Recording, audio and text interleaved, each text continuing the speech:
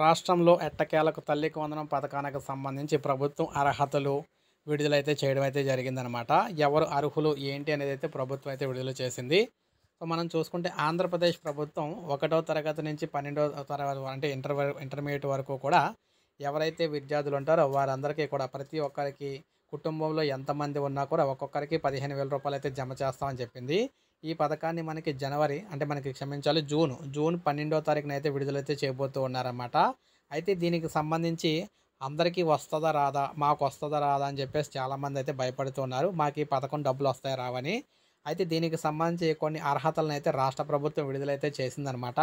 ఆ అర్హతలు మీకు ఉన్నట్లయితే ఖచ్చితంగా ఈ పథకం డబ్బులైతే మీకైతే వస్తాయి.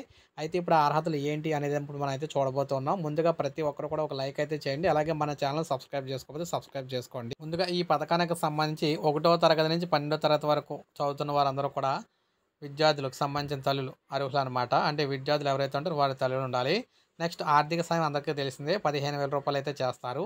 అయితే తల్లులకు ఆర్థిక సహాయం పిల్లలకు స్థిర విద్య కోసం కొనసాగుతుంది. నెక్స్ట్ ఈ పథకానికి కావాల్సిన సంబంధించిన అర్హతలు చూసుకున్నట్లయితే ఈ పథకానికి అర్హత చేసుకునే దరఖాస్తుదారులు ఆంధ్రప్రదేశ్ రాష్ట్ర నివాసులై ఉండాలి. ప్రభుత్వ గుర్తింపు పొందిన పాఠశాలలో చదువుతున్న వారు అయి ఉండాలి.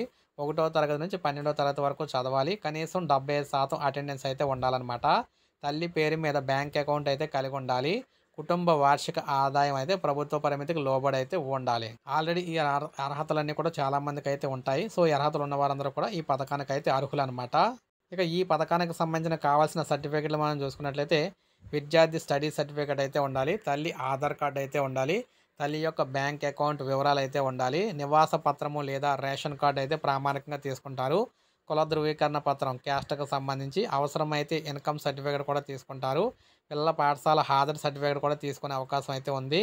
సో, ప్రభుత్వం త్వరలో అర్హుల జాబితాను సచివాలయంలో అయితే ప్రదర్శించి తల్లుల యొక్క అకౌంట్లో డబ్బులు జమ చేసేందుకు అయితే సిద్ధం చేస్తుంది. సో, ఇవన్నీ ఉన్నవారైతే అర్హులు అవుతారనమాట.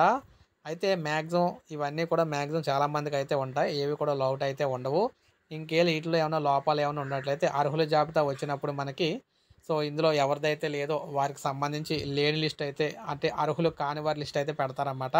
అప్పుడు దీనికి సంబంధించి ఇవన్నీ మీరు సబ్మిట్ చేయాల్సి అయితే ఉంటుంది. లేకపోతే అవసరం లేదు. సో, ఇది మనకి తల్లికి వందనం పథకానికి సంబంధించి తాజా సమాచారం. ప్రతి ఒక్కరు ఒక లైక్ అయితే చేయండి.